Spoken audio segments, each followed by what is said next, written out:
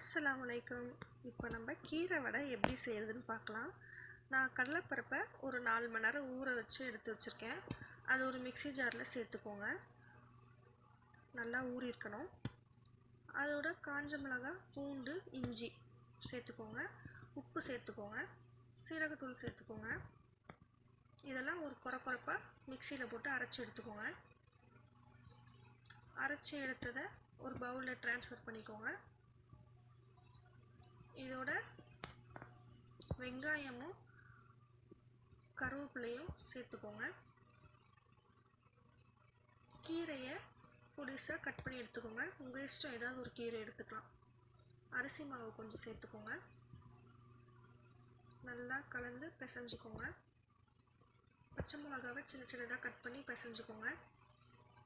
இந்த மாவை வடை மாதிரி தட்டி எடுத்துக்கோங்க. சூடான எண்ணெயில் பொரிச்சு எடுத்துக்கலாம். இப்போ ஒரு பக்கம் வெந்துருச்சு, மறுபக்கம் திருப்பி போட்டுக்கலாம். வடை வெந்துருச்சு.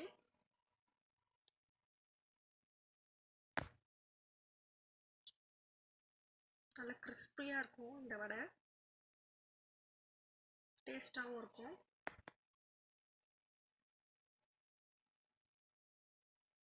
இந்த மாதிரி ஒரு வாட்டி ட்ரை பண்ணி பாருங்கள்.